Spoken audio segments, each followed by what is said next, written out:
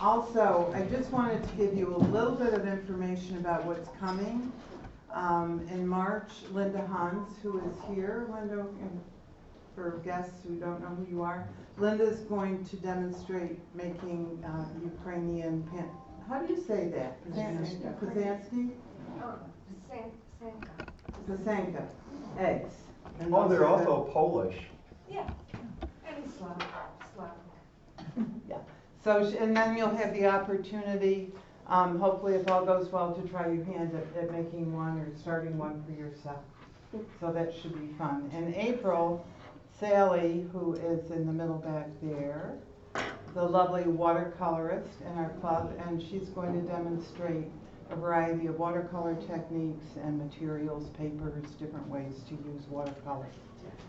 And then in May, I will be doing a program on bookbinding, not major bookbinding, because for time constraints, but you will learn how to make a signature and how to get it into a binder, and possibly, if we have time, also I will show you a couple other little fun styles of making small books that you can make for little cards or guests or whatever. And then the club is off in the summer, and then in the fall we have a session on collage and mixed media. And I'm going blank. I just went. That's far enough out. That's far enough out. Okay. Time for me to turn it over to who you came to hear and let David take over. Thanks, David. Thank you. So I taught school for 18 years, elementary school, and I was just sitting here and thinking, like, this takes me back to that, and I don't have stage fright. There's some people that don't like to speak to 4 people at the same time. So just because I'm embarrassed, I'll just get it out of my system. Eastman Dental has been removing teeth from my mouth for almost 2 years, and they haven't gotten around to putting any new ones in yet. Don't ask me about that. So I have developed a little Rudy Giuliani lisp, and I also think that, you know, I want to crack this joke with them. Give me a tin cup and I will stand on Monroe Avenue and look for a Hollywood agent who's looking for someone to play somebody who's a beggar.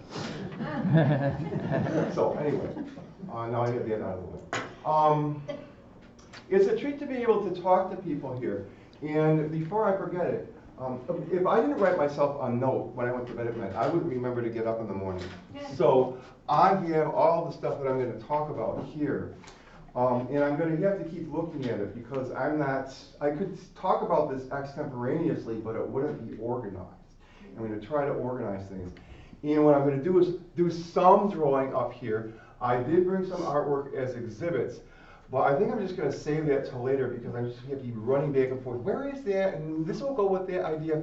And that's not organized, so I'll put that together at the end. Am I talking loud enough for everybody? Yeah. Okay, good.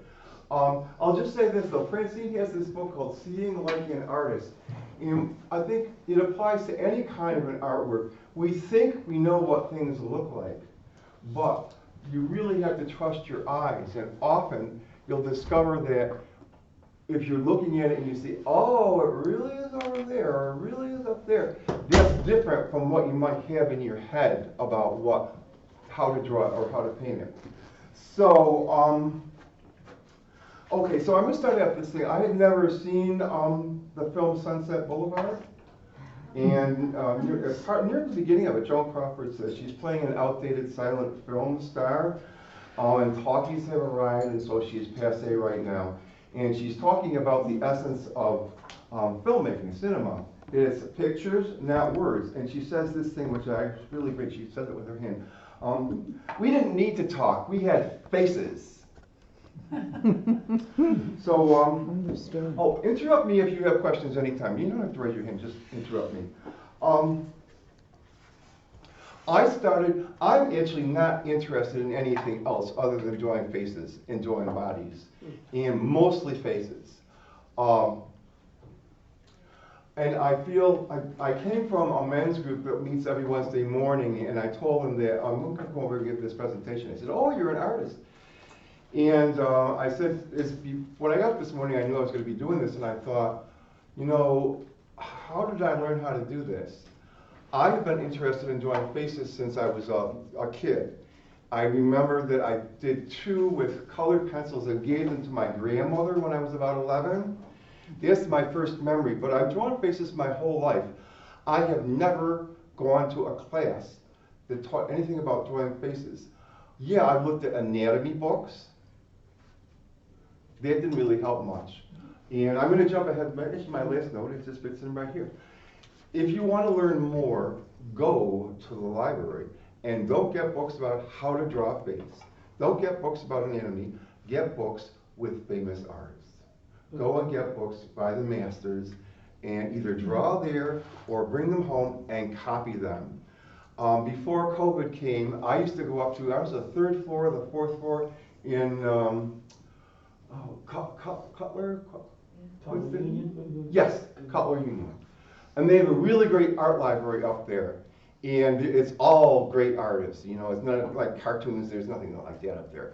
And I would just page through, when I came across a picture, I would just copy it. And I brought some of them like this.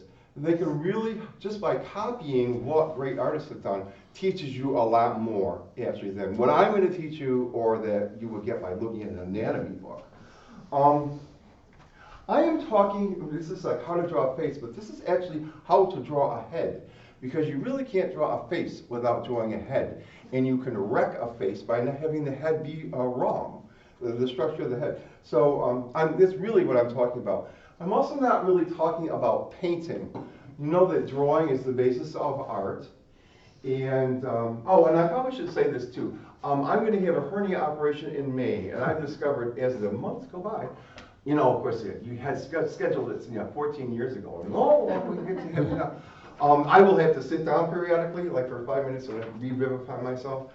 So I'm not going to talk anything about colors. And if you want to learn how to draw a face, start doing that. I would suggest stay away from colors because it will be a distraction. And trying to get any kind of a skin tone, white people, albinos, the darkest black people you can imagine, is difficult. So if you really want to just concentrate on getting something about a face that looks like a human being, I would say, you know, work on paints next year. Okay, we're on to page 2. Isn't it quiet in here? not like a 5th grade. Okay, now we've come to the love word. Why do I like faces? Because that's what I love. I'm not interested in drawing flowers, hills, skies, trees, bunnies. I'm not interested in it. If you are great, if you love that, then that's where you should go. And I'm just saying, people here obviously have some interest in this. The reason that I do it is that I love it. And when I get my material, a lot of my material I get from movies. I have a really good DVD and I freeze frame it and I see it. And I will go like, click, click, click, click, like I was setting it up last night for what I'm going to work on today. Exactly which, millisecond do I want this face? And it's a face that's like this, and I was going, do I want it more like that or up like this? And finally I decided it was that one right before it goes to the next image. I will not do just any face. I mean, I can do any face, but I want to do something that I love and that I really care about and that does something to me. And it can sometimes be the attitude of the face, the position of the face, the eyebrows. I have a nose fixation. It can be, something about it that makes me go, and usually it's instantaneous. I go, oh, I had to do that face. So. David, do you sketch from that image that you've frozen, or do you somehow capture it and print it? Well, I print it. You mean like on a computer thing? Yeah. I live in the 12th century. What I do, DVD is as far in the future as I've come. So I will pick the image and I will have my easel there. And actually, I've come to think, do I want to do this in a half an hour, or would I like to work on it for 3 or 4 days? And sometimes it works, sometimes it doesn't work, both ways. But I usually will only work like for half an hour. And this is what I do. You should do what you find works for you. But what I do is that if I know I'm going to work on it for a couple of days, I will just use a carpenter's pencil, sort of an advanced kind of a pencil, and put in the form, the raw form there, and then the next day start to add stuff into it. So let's see here. Okay, so how did I learn how to draw a face? Practice, practice, practice, make lots of mistakes, and then, I don't know if I read this or I was a genius and I came up with this myself. I think I read it. If after you've drawn 20 faces, you have one you want to save and frame, you're doing fine. And I really don't like to throw away work from the past. It is not good because it reminds me of how far I've come.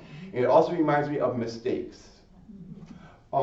So you should draw with whatever you feel comfortable with. I mean, I've discovered what I feel comfortable with, but you can use graphite, you can use chalk, charcoal, contact pencils. We have some of them up around here. You can draw with ink, multimedia, and then all the ones I'm not thinking of right now. So, I remember the first two drawings that I did, that I gave to my grandmother, those ones were like just, you know, a mug shot. And I will do, oh, this is a former student. I will do a straight-on face, but I don't really like to do them anymore because they're old hat. And so I'm looking for a head that's a little bit, you know, tilted over this side, that side. Again, the one that I found that I'm going to work on today is really very tilted. The body's like this, but the head's very tilted. I also, you know, like you can draw a 3/4. I mean, that's the classic portrait, drawing a 3/4. I have some profiles to show you. Actually, profiles can be really, really interesting and give you as much information about the structure and the emotion. I will not work on a face unless I have a strong emotion and I don't try to get it. I just try to, I know the tricks, which I will talk about, the tricks for how to make a face, and then hopefully the emotion will come out. But for instance, I have one up here where the person is sad, but they look angry. Okay, fine, it's an emotion. I didn't manage to get that registered on the paper. Also, I will like it if the head is looking up or looking down, or you know, any kind of an orientation which isn't just your straight on, you know, police mugshot kind of a deal. So there's a lot of different ways that you can either work with a live model or look for in places you're looking for to draw. So how much of the person are you going to put in besides the head? I went through my stuff and I figured, oh, it's like, well, I should bring some examples around here. I have one where it's like just the touch of the collar there. You should have something about a neck, you know, unless you want the head to be sort of floating up in the air. But you don't have to do a lot, and actually the more that you develop down here, the more they're going to pay attention to down here, and really you want them to pay attention to the face. But I will get into more, you know, like put in buttons, or you know, if it's a zipper, I will put in a little bit of a sign that it's a zipper. But you have to decide, you know, are you going to go down to the neck? Are you going to include the shoulders? Are you going to only include one shoulder? Are you going to include the top of the arm? Are you going to include the torso? How far down are you going to go? I really haven't worked with ones where, oh, they're sitting in a chair and we're seeing all this stuff. I just don't get into that. So that's a decision that you really have to make at the beginning. And actually, when I was looking at this one that I freeze framed last night, I don't often do this, but I went like this and I said, you know, where do I want this person on the page? So I guess you thought you were going to get a face right up there, right? I'll demonstrate this. I noticed that the head in this thing that I'm going to start to work on today, the head is tilted like that, and then the body comes down like this, and there's the shoulders there, and actually you see the hands, and you see the hands there, and I decided what I wanted to do was have this part be blank. I have one in there that shows where it's in the middle and also where it's off to the side like that. But again, you really need to figure out where it is that you're going to put it on the paper if you don't want to box yourself in. And here's a definite no-no. More than one color, you don't have to change the paper. Here's the head right like this here, And the person is they're looking off over here. And they're looking off over here. And this is dead space. And what has to happen is that the head has to be moved over here, so they're looking into the dead space. So they're not, in this setup, it looks like they're looking off of the paper, off of the canvas. We'll go to another color. Why is that a concern that they're looking off the canvas?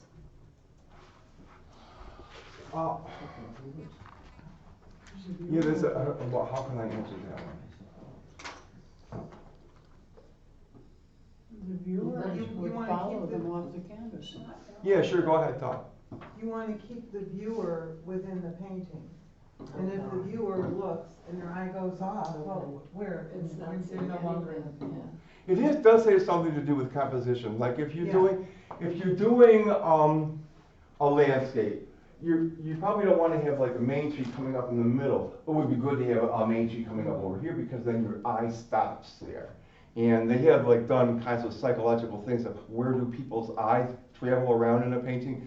And often things will be put down in corners like this or on the side or on the top to keep your eye from drifting away. And when you look at a figure like this, not only is this just dead space, but you're thinking that, oh, I should look over there, which is taking you out of the drawing. If the figure's moved over here so that now there's not this space here, they're looking into it. I have a demonstration, an example, and I'll show it to you here. I read in a book this idea that one way, maybe I should talk about this first. If you would like to draw a head by drawing an egg at the beginning, be my guest. A what? An egg. Some people think, oh, well, just like this here. Oh, I'm going to draw a face and I'm going to draw an egg. Good luck. By way of where I start, a lot of famous paintings start with an eye in the middle of the canvas. Right in the middle, right there. And so if the other eye is over here, automatically you have a little bit of tension or something that's off center. If you put something in the center, we all know that sort of work. So that's just sort of a tip of where to start. And while I'm talking about it, I do start with eyes. I never start with anything else. And I will get one eye in there and I will go to the other eye. See, I'm not paying attention to my little paper. Because often the head is tilted. It's a challenge where the other eye goes. So if it's like this, you can eyeball it, but I can tell you lots of times that I will eyeball it, and then I will go by. I might even start on the nose. I might even start on the mouth, and I will say, the eyes are wrong. I'll erase one. Or just, draw over it or something. And really what you need to do to get it right is put a ruler up and see what is the angle that the eyes are at so that they're both at the same angle.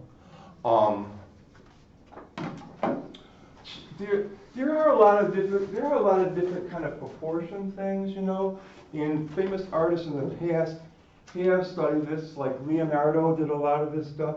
I don't know who came up with this idea that if you, I guess I should turn my paper down. Why don't we do big eyes? If you do one eye there, and then you measure how wide is that, and you come over here, and then you do the other eye there, that no matter what angle you're seeing the head at, there's always the shape, the distance between the eyes is how wide each eye is. I guess I put them too far apart here. But that's, even if the person is 3/4 and turned away from you, it still is how far, how wide the one eye is, the same space is between the eyes. I can plainly say I'm going to just jump around and not want to keep looking at So my you're papers. saying from the corners of the eye, right here? Yeah, It's the if- same if- distance. If okay. you have an eye there, and that's how wide the eye is, how far over should I get it? Well, that's that distance, so here, so you put it over here. Okay? So what, but some people have very close set eyes, Yeah. and some people have eyes. I don't draw that. So that is a proportion. Yeah, you know what, I mean, you know, it depends on what you're attracted to. We're all attracted to different things. And actually, sometimes when eyes are a little bit too close, I like that. I have drawn people where they have a strabismus, the nystagmus, where the pupils, one is off, you know, or they look a little cross-eyed. I saw somebody in the movie a couple of days ago where it was obvious that their eyes were very wide apart, and I thought, I don't find that appealing. Some people do. That's almost like a place of, ooh, wide apart eyes. Well, I don't get it. There's an actress my son refers to as a hammerhead shark. Her eyes are very, it's Helen Hunt, if anybody. So now I can't not see it when I look. Hammerhead shark. So, I'll just stick with eyes as long as we're talking about eyes. And I might as well just do a really big eye because there's a lot of stuff to say about eyes. I start with eyes because I want to get in the two eyes in the right place and then move out from that, rather than starting with a circle and trying to fit things into the place like that. So, a giant eye. If you put the pupil up here, they look like they're looking up. If you put the pupil down here, they look like they're looking down. If you do an eye and you show the entire pupil, they look like they've just seen the end of the world. So, what you want, it's so nice to be using, you know, I was just going to swear. Crappy paper like this, or I don't care. So, usually what you want to do is imagine that the circle is there and you're not seeing the top. And you're not seeing the bottom. Can I draw? So the top is underneath the lower eyelid. The top is underneath this is the iris, underneath the top eyelid.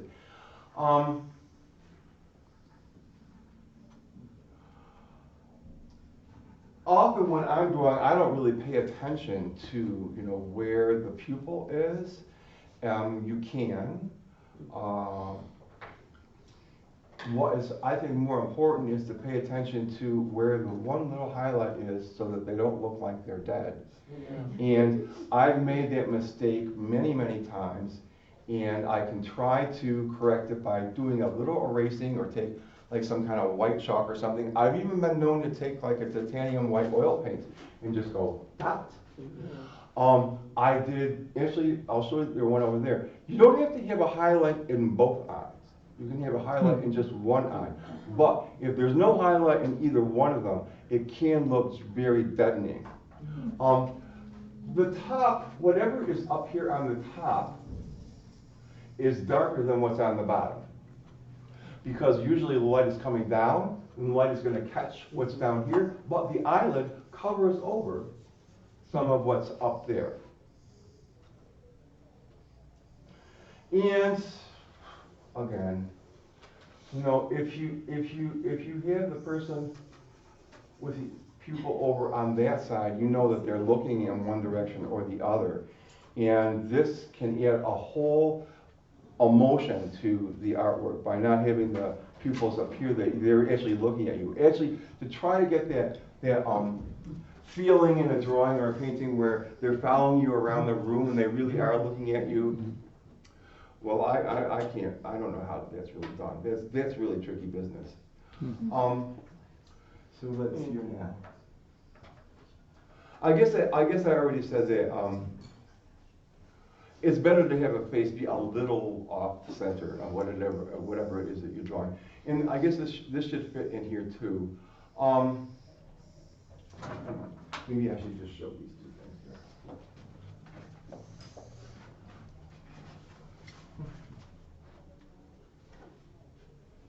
These are drawings that I just did recently. And here's a little Russian boy. I worked on this for a bunch of days. And he's pretty much in the middle of the paper. But if I was gonna frame this, I would tell my framer, chop off everything over here. Just have him be looking vaguely into this side of the canvas so he's not in the middle. And, oh, I'm sorry. So he's not in the middle. And just get rid of a lot of the space over here. Of course, I would get rid of some here, but leave more up there. And then this is one that I finished just the other day where I was thinking ahead. Look at those little signs that we saw when we were younger about plan ahead. If you put your, and I would suggest don't. I see a lot of this. Don't work on these little teeny weeny pieces of paper or little canvases. If you work on something big, you can chop off this side and chop off that side and chop off whatever you want. If you're working on something where everything is really clear, crammed together, you don't have any choices about where to put it. This one here, I did start with the eye in the middle of the canvas, or the paper as far as I could get it. And because I knew that I wanted, if I framed this one, I would keep this over here so that he is looking into the area. And I might even tell my frame, why don't you take off an inch or two over on this side.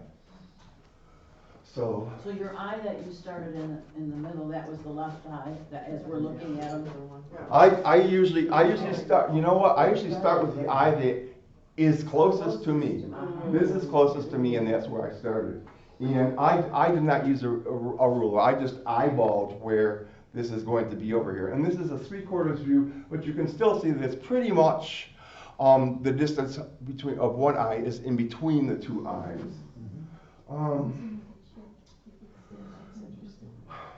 And again, this was one of those still pictures from was this a still picture from? This is from a David Lean movie from the 50s. Okay. From a what? A David Lean movie. And I don't, people say, oh, well, you're just stealing, that work. Yeah, go ahead and find it. I mean, a lot of my stuff is just like, yeah, no one is going to know where this came from. And actually, as the years go by, unless I write it down, I don't remember where it came from either.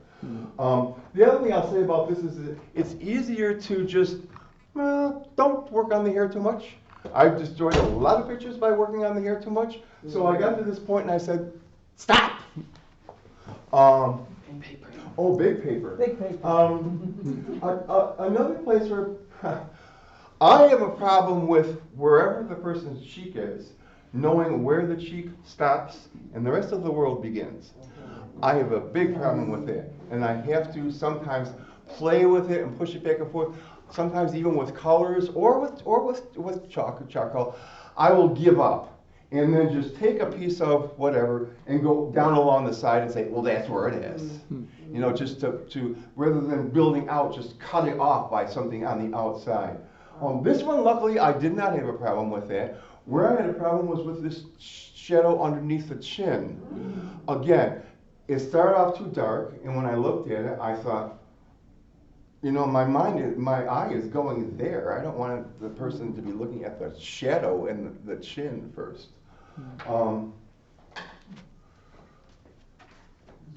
And I guess I just wrote all these things down so I remember to hit them one way or another. If I'm going to work on something more than one day, I will usually do this. I don't turn my stuff upside down, although that can be a recommendation. Because if you turn it upside down, then things that are not necessarily anatomically incorrect, but your eye will go to where the big contrast is. And do you want a big contrast there? What I do is I turn my stuff and look at a mirror, and immediately something that I think is wrong will jump right out at me. And even if I'm going to spray it, with a workable fixative, I will have to come back in and fix that right away because it will bother me for the rest of the day. And another thing that I do, of course, I'm drawing like this, is put it across the room. Get 20 feet away from you. And that instantly will tell you what needs to be fixed. Okay, we're up to getting a likeness. If you're just starting drawing a face, don't expect that you're going to be able to get a likeness. I've been doing this for 60 years, and now I can say, yeah, I could get a likeness. I don't always really care about getting something where it's, oh, that's Bobby, oh, that's Mary. I'm often more interested in, and I don't do commissions, and I rarely just, oh, David, would you draw my picture? I've done it, but it's not really my gig to do that. But I know I can do it, and again, it's taken decades. It's taken hundreds and hundreds of drawings for me to feel that I'm able to get a likeness. And a lot of it is just like from Francine's book. You have to develop the ability to really see what's there and not draw what you think is there. Draw what you're really seeing in that face. So here's another one. If you would like a likeness, get a camera. Often when I see any kind of artwork and somebody says, oh, it looks just like a photograph, I'm wondering, what is the artist's purpose in drawing if it looked just like a photograph? Are they trying to tell you something about the person, or are they showing off? So getting a likeness means something to me more because I would like to get an emotion registered. I mean, yeah, I'm attracted to the features in the face, but actually the emotion carries more weight for me. And even if I don't get the exact emotion, if I get some emotion, and as I said before, I don't set out to, I'm going to make this face angry. I just look at it. I mean, I see what's there, and then I try to use my little tricks. We'll just jump right down here. I guess I told you before, at the beginning when I'm drawing a face, if I'm just going to draw a face and I'm going to just have it be a 30-minute deal, then I don't do this. But if I know it's something that I really care about and I'm going to work on it for 2 or 3 or 4 days, then I just start with a light pencil, try to get the structure. Where are the eyes? Where's the mouth? Another problem. You'll all have your own problems. My problem is the nose is too long. And I've gotten to the picture's almost done. The nose is too long. So I always have to err on the side of the nose does not go down that low, and so move it up. And it's sort of an automatic thing with me now. And I think everybody would discover, what do you habitually not really see right? And I do this measuring deal. And sometimes it works and sometimes it doesn't. And sometimes it's like, oh, well, that's rational, but it looks wrong. Extend your arm, close one eye, and then you look, what's the difference between the eye and where the hair starts? Well, what else is that same distance? Oh, between the eye and where the end of the ear is. Or between the end of the nose and the chin. And you can do a lot of that. It doesn't always work. And if you're like a little jittery on your hand sometimes, with me it doesn't work. So that is one way to gauge, I will sometimes do that with noses. I will say, oh, look, here is how wide that eye is, and then from this part right in the middle, going down, oh, there's where the end of the nose is. So you can do these little measuring things in your head. I will never, if I'm working from, and I work from, still pictures, photographs, magazine kind of things like that. I will never measure. David, do you finish, if you're doing one eye, do you finish that eye before you start the other eye? No. Shadow it? The whole idea, actually, another famous great artist. I've read a lot of stuff about famous great artists, and the only person I remember what they said at the same time. Don't work on finishing this before you go to that. Work all over the picture with just, sort of getting sketchy things in, and then develop the whole picture at the same time. So I've been known actually to just do this eye, and then that's sort of where the eyes could be, and then go to something else. And part of it is that I will go to where I want to go to. Where is my eye? Where am I most interested in that person's face? It sounds like it's advice, and it just works for me. Another thing that you have to decide again is where is the light coming from? And the most common light setup is from, in the front, about up 45 degrees, so you get nice shadows. I took something into the Thursday group a week or two ago, and I said, oh, look at the shadows are wrong. And there's a shadow here, but then there's also a shadow over here.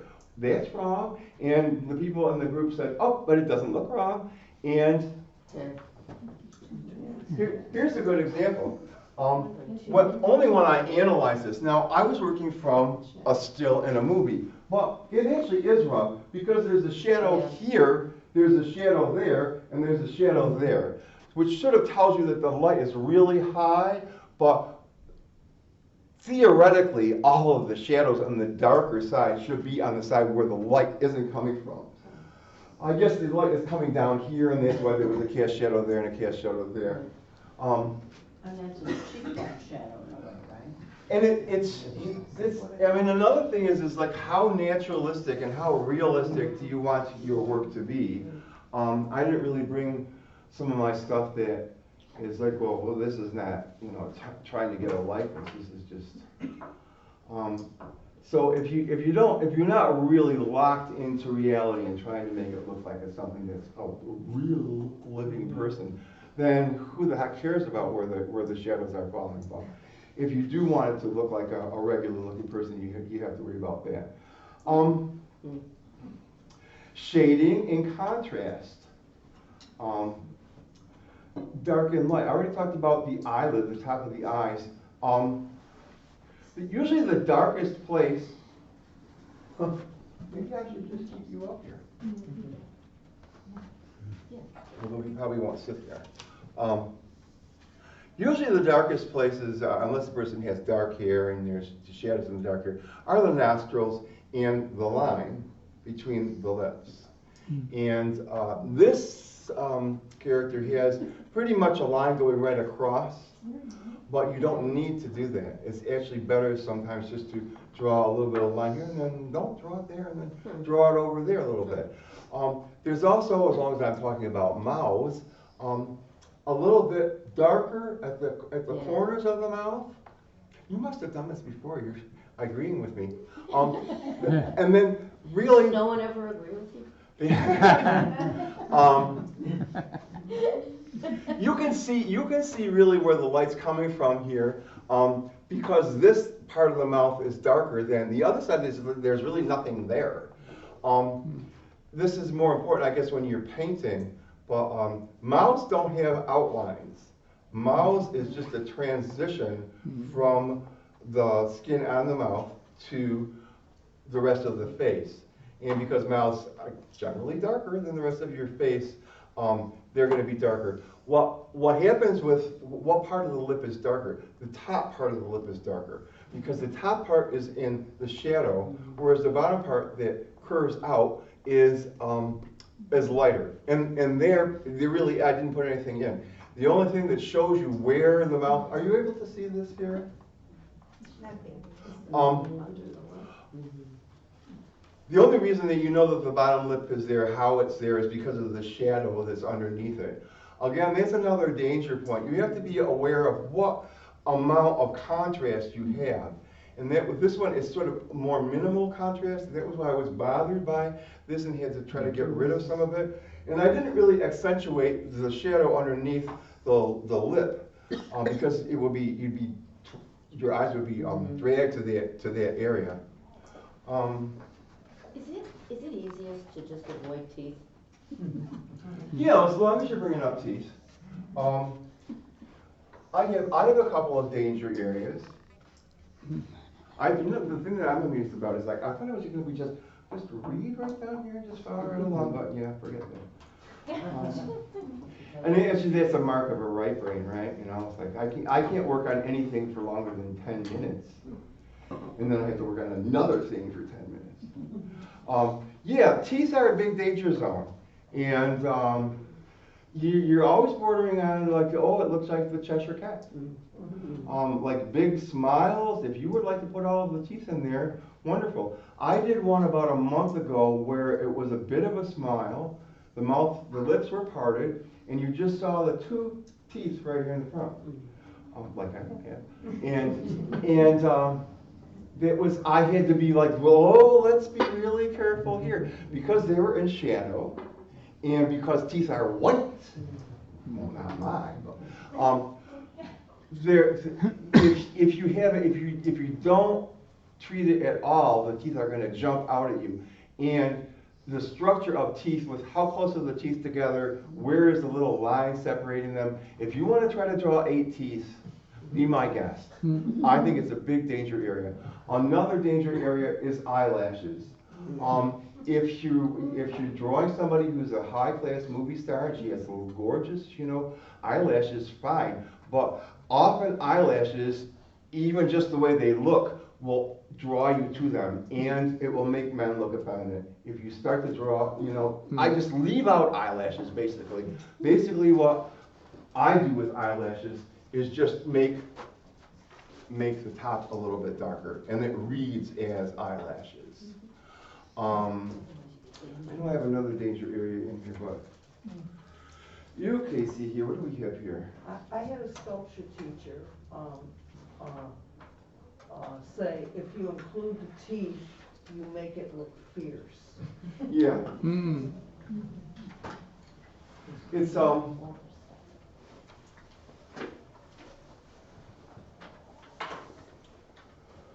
well, I'll mention this, but I'm not gonna look for these pictures, because I do have about 15 pictures to look at.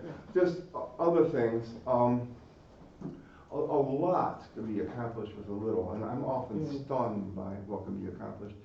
Just making one eyebrow a little darker can't just cause an emotion to come out. Just making one, obviously, we know that if you have an eye here and an eye here, and you put the eyebrows like that, the person looks worried.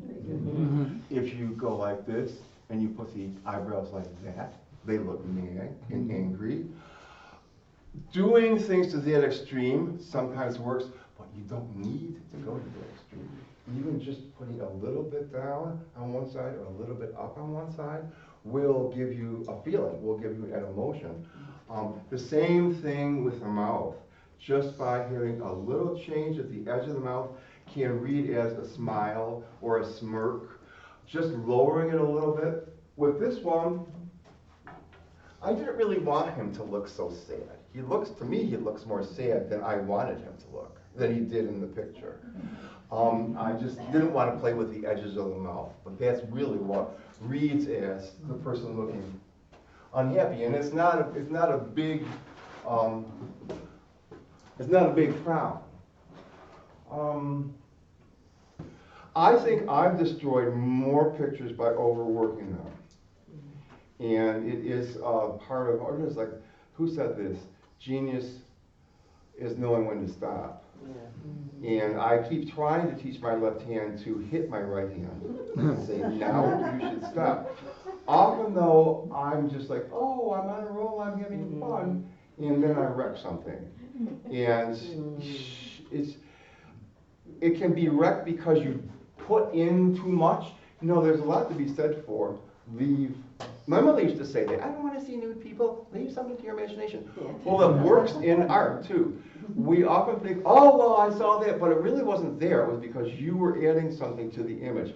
So overworking things is to be avoided. And I hope that you're not as bad at it as I am, because I have a lot of pictures that I've overworked. Overworking things can be even just being fussy.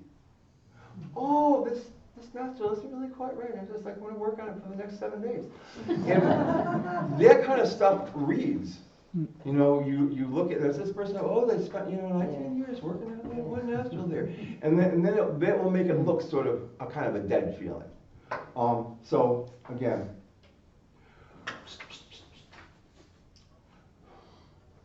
David? yeah. Any suggestions on, I sometimes have trouble with the, especially in the 3/4, the shape of the head, the back of the head, coming around to the chin. I struggle with that. Okay. So I just do squiggly lines for hair and leave it alone. Well, there's some elementary stuff about anatomy in this, and I'm not really adept at drawing from the side, so I'm going to just do. 3/4 is kind of what. Let's put this up here before we start with anything else. These are heads. Grown-ups have their eyes generally between the chin and the top of the head, right in the middle. The younger they get, the lower the eyes are. So here is like a child, and then here is a baby. Okay? If it's like some kind of really crazy, really mean looking man, you might want to put his head up and then he had all this big jaw stuff down here. But by and large, that's what you go with.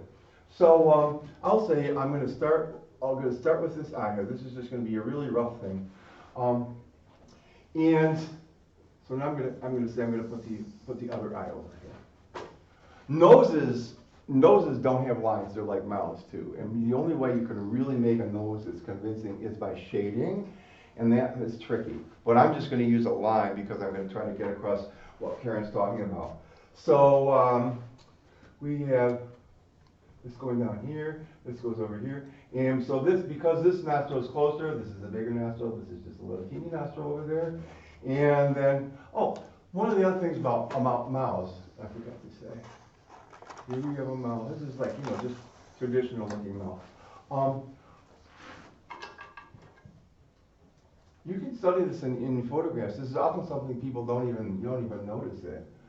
And because I'm working in black and white, I have to plan for this ahead of time. There is a highlight above the top lip because it catches the light. And if you're just buzzing along there, you might just fill that in. It's like then you've lost that if you're using black and white. So now I see that this is like about halfway. So I'll put the chin here, and so then the top of the head is up, something like this. And so then we have here. Oh, here's another thing that works all the time. Basically, I don't know if this is Leonardo who discovered this. So I put in a little bit of a cheek here. And where do the ears go? The ears go basically, if the head is looking at you straight on, between the top of the eyes and the mouth. So I'll just give this person an ear here, and an ear here, and an ear here, and an ear here. They have big ears. But it changes. I guess I probably should use my little dummy right here. If the person is looking up, then where the ears is drops. If the person is looking down, then where the ears is up higher. So if I move the ears up to here or down to there, it will make it look like the head was going up or down. But really what I wanted to get to with Karen was, and I'm moving a straight on one here. I probably really shouldn't be doing a straight on one here. The neck, I should be doing this one like this. Oh, okay. Why don't I use this? Why don't I use my Bible?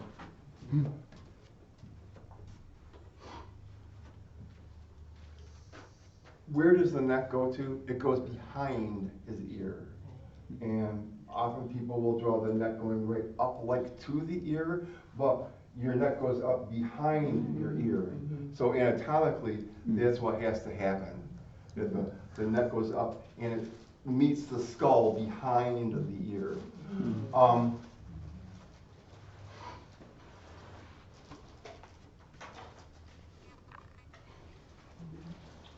Okay, I think I talked about that.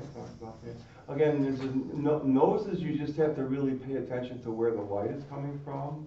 I mean, I said before, the nostrils tend to be, one of the darker places in a drawing or a painting. But there is always this line here that if you accentuate too much, but anyway, that's part of the structure, and probably should just be built in with a shadow on one side. And then there will be a shadow on one side of the nose, and then blending it in the middle. That's another tricky part. This depends on how fussy you want to be, whether you want to blend that up. And I just like I don't want to spend 20 minutes blending the center of the nose where it goes from like a darker shadow to no shadow at all. But it is there. There's, I think it's in that one there. There's often a line that goes from this part of the mouth down, or this part of the nose down to here. And what was I going to say? Oh. Shadows. So here, maybe this is the top of the eye, this is the top of the eye. This is always a darker area here, and often you don't even need to put in the eyelashes because of this shadow is causing, it's because this recedes in the person's. Then this part right here is more in the light, but there is this kind of a little tiny line like there that comes out from your eyes, a little pocket, which, the older you get, the more pronounced it gets.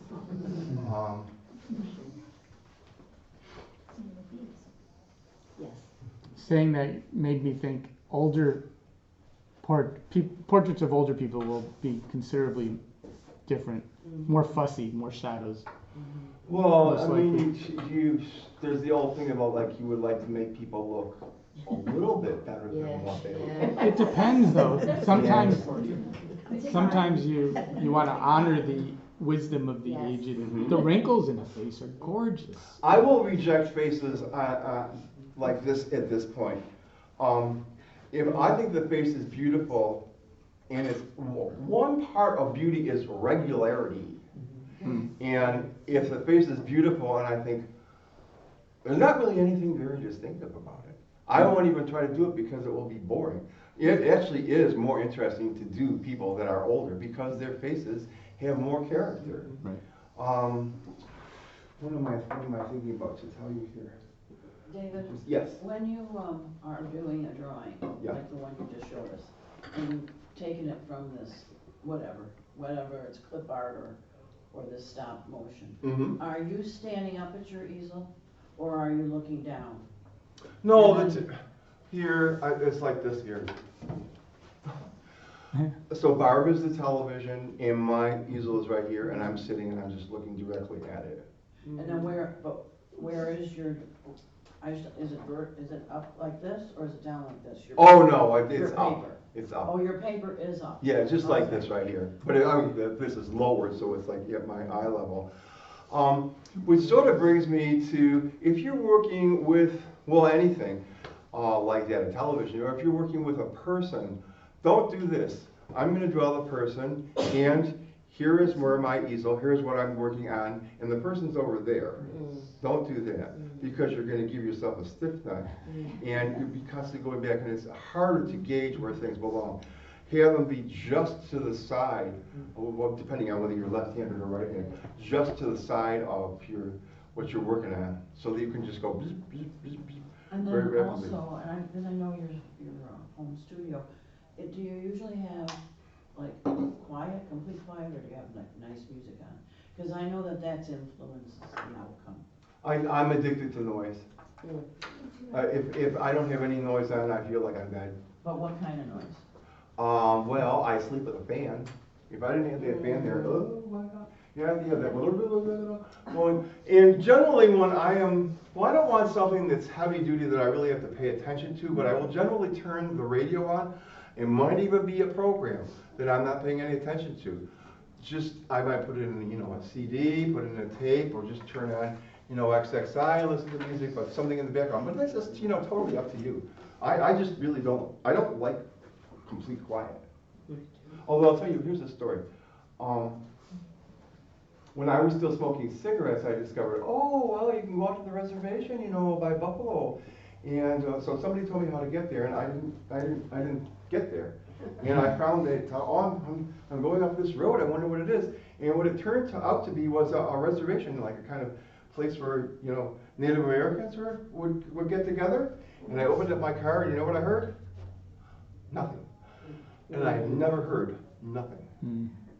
Because I was out in the country, nothing was around, and it was startling.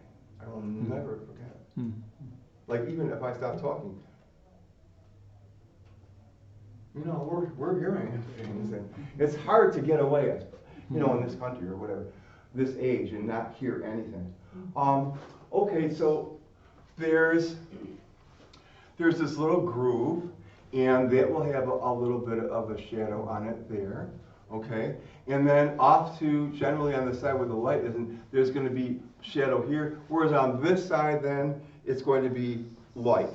So you'll have a shadow on that side of the groove here, and then a shadow just at the place where the groove is.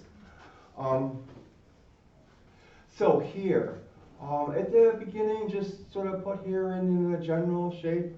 I think it works better if you just put a suggestion of hair rather than trying to draw 1,000 hairs. You know, I've seen stuff like that where it works. I don't have that patience. I don't even have the patience to draw a straight line and draw a house.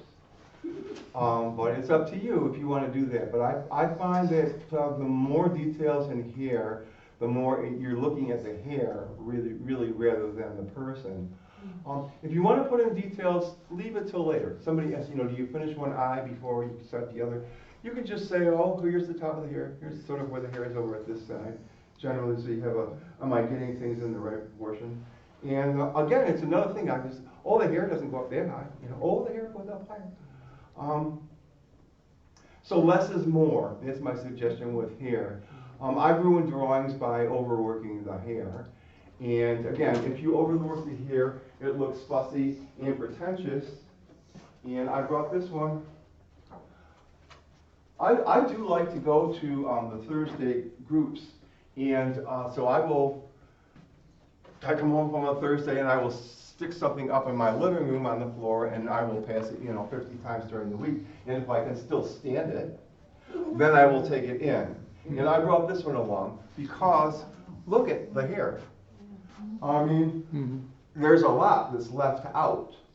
And I think it reads just like regular hair. And also, this is just my style and my technique.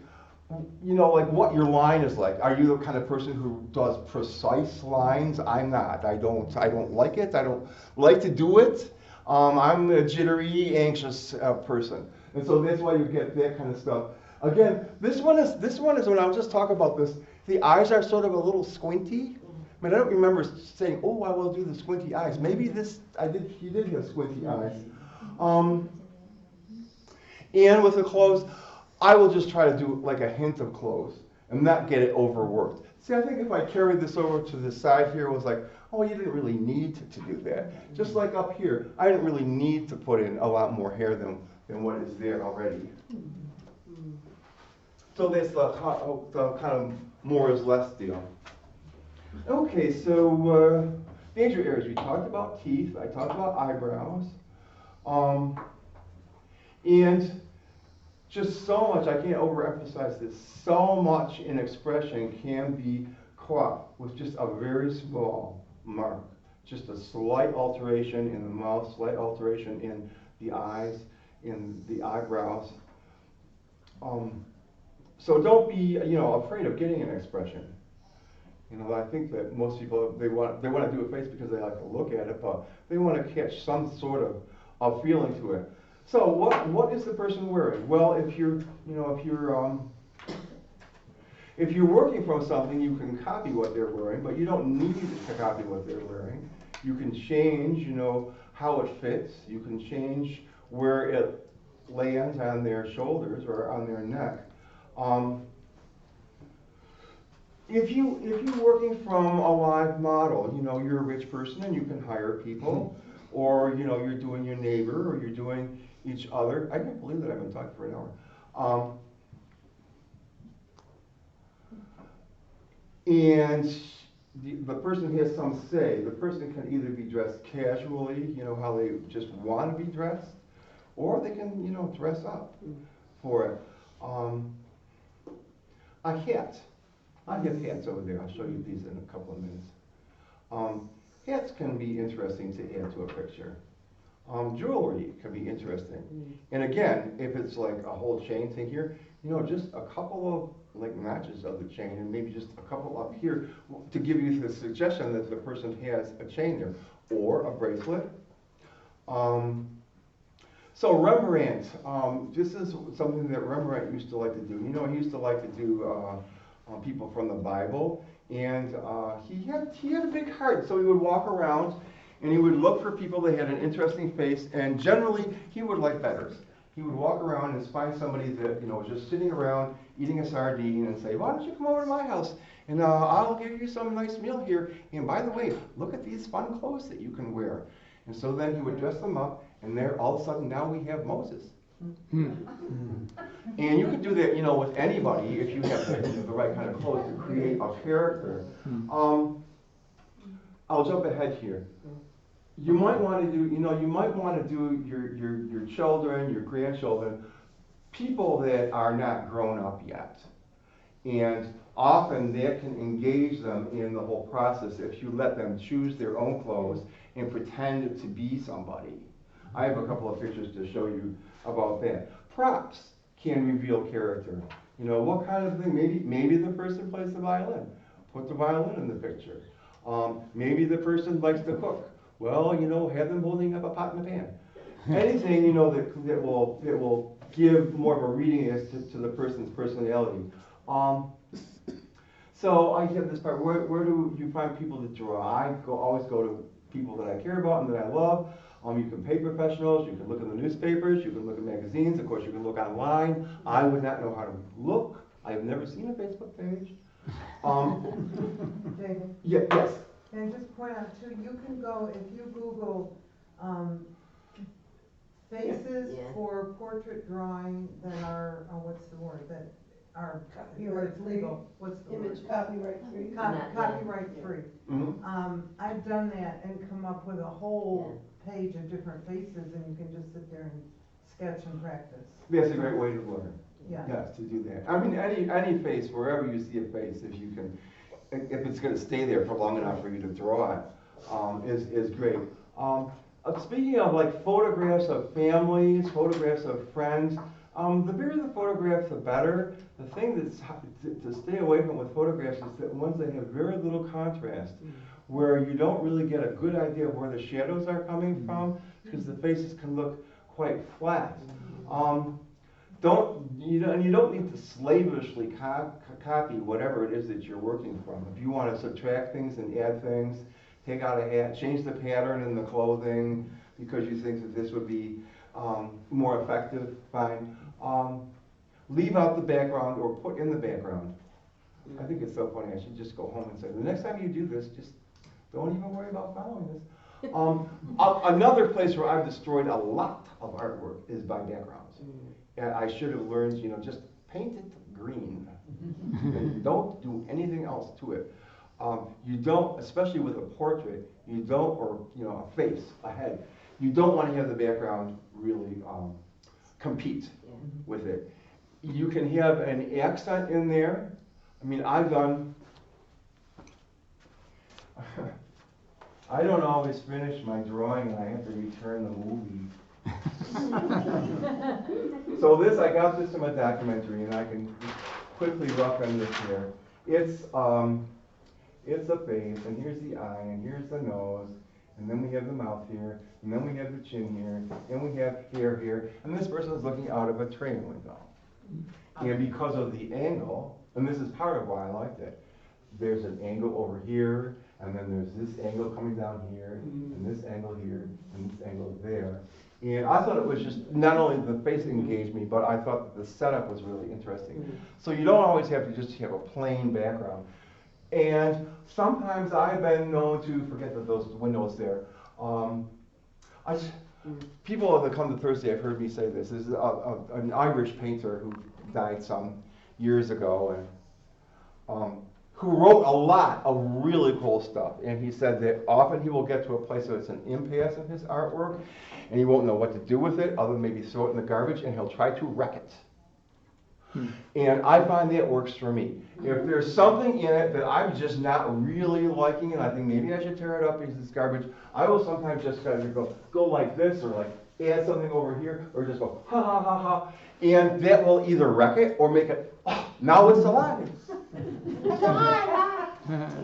Yes. Could you please comment on the background on the one picture, the one where you used to demonstrate hair, but the background on it is interesting.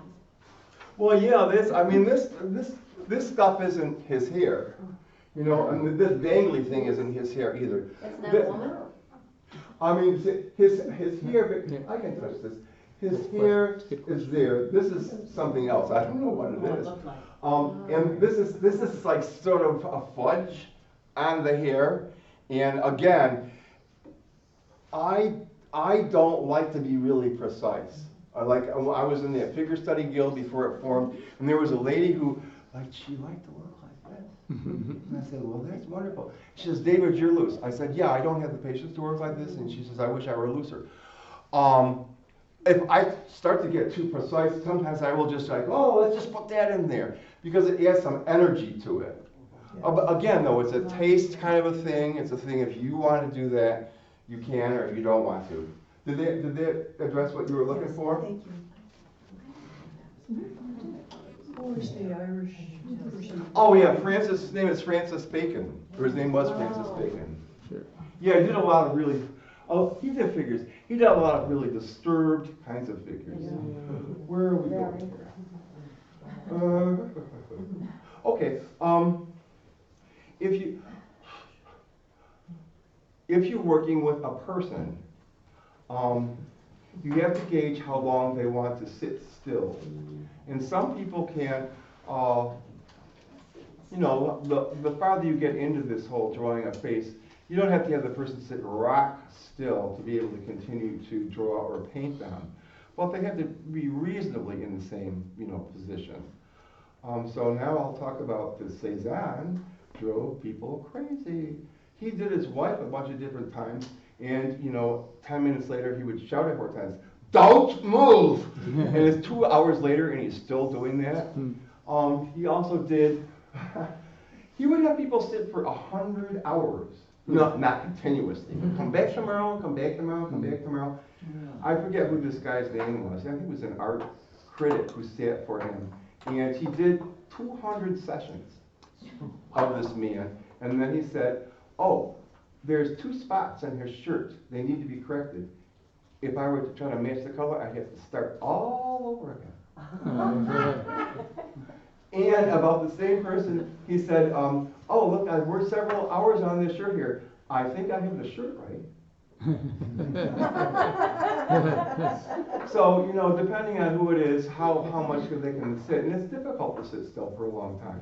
So give people, breaks if you're going to be doing a person. Who can't sit still? Well, teenagers and kids. And probably the easiest way, if you want to draw your grandchildren, is to draw them when they're sleeping. Cézanne made, I don't have any of his, but Cézanne did a lot of really nice drawings of his son, and here are 2 of Renoir's son doing his homework. Do kids still do homework?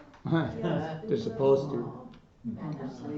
Either when they're sleeping, or it's really difficult to get a kid who's 9 or younger to sit there for any length of time to be able to draw them, not doing anything. So it's probably easier to ask your grandchild, what would you like to do? And I'll draw you doing that. Could be playing with a toy, could even be playing with a video game.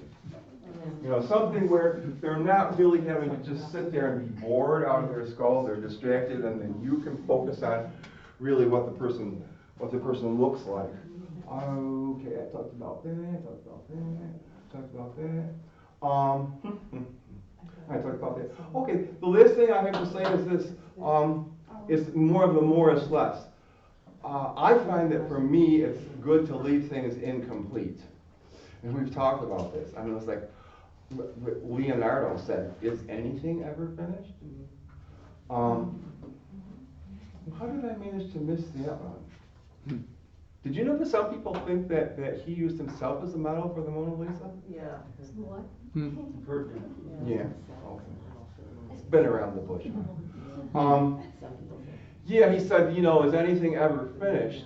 And along with the problem of when should you finish, when should you keep going, when can you add something to it? You probably should finish if you just feel like you're monkeying around with it, or you're just, oh, I don't really want to stop right now. I'm just going to add me, we'll make it a little bit better. Another story people have heard probably at the Thursday group. I went to Bishop Kearney. The only time I took art was when I was a senior, and one day I was painting something, and Miss Britt, the teacher, came by and she says, oh, David, don't touch that. And then she came back like 15 minutes later, after she circulated the class, she says, "Oh, David, you touched it." You know, that is really something that's happened to me many times, where I will look at something and I'll say, "Oh, I can make it a little better. Probably, you know, maybe you can make it a little bit better, or you might wreck it." So you have to, with your own self, you have to know how much. And I find it's easier to err on the side of making things incomplete. Hyper completing things to my way makes the thing look sort of dead and thought out and pretentious. So you can leave edges undefined. One of the ways that I get away with knowing where this cheek ends and the atmosphere beginning is leave it out. Just, you know, that's another thing where the viewer brings something to it. You know, just come down to where the lower ear is, and the hair ends, or the sideburns, and just pick it up down here by the chin, where I can easily place it in relationship to the mouth. That's like sort of cheating, but it works. It works for me. So, oh, there's a page 9. See, it's just a little page. What did I do here? Oh, this is just, okay, anybody who wants to write it down? 743.42, books on drawing and painting heads and faces. You want to know about, you know, people teach you how to paint a head and face. 743.42 is the Dewey Decimal number. And I can't emphasize it enough. If you're really serious about advancing in your ability to draw a head, to draw a face, study the masters. Go and, you know, I've said this to people in the art group. People in the art group, well, I don't need to go to the library. The downtown library is just jammed with thousands of art books. And it's not difficult to find stuff by the masters, you know. Italian masters, German masters, American masters, all around the world. And you could just take a little sketch pad up there and spend a half an hour and copy a couple or just bring some home. And then we all know that why our art students, you know, have like great biceps, because the art books. Thank you for inviting me. It's nice to be able to get the art group fit into, you know, these Wednesday deals. So what I've been told is that now you get to do what you want to do. Some of you brought materials. There is some art paper up here, some Xerox paper. There is some soft charcoal, medium chalk, hard charcoal. You can do whatever you want. And I would sort of suggest that you know, like work with a partner. And what I would suggest is that pretend that Mark is going to be my partner. I'll sit here, not directly opposite him, because we both need space to put something on our paper. And then I will automatically get sort of a 3/4 view by looking over at him. So you got another hour and 40 minutes if you want to dance. Well, could we take a little break if you want to? Yeah. We'll need to use the restroom or something, and then come back and Yeah, good.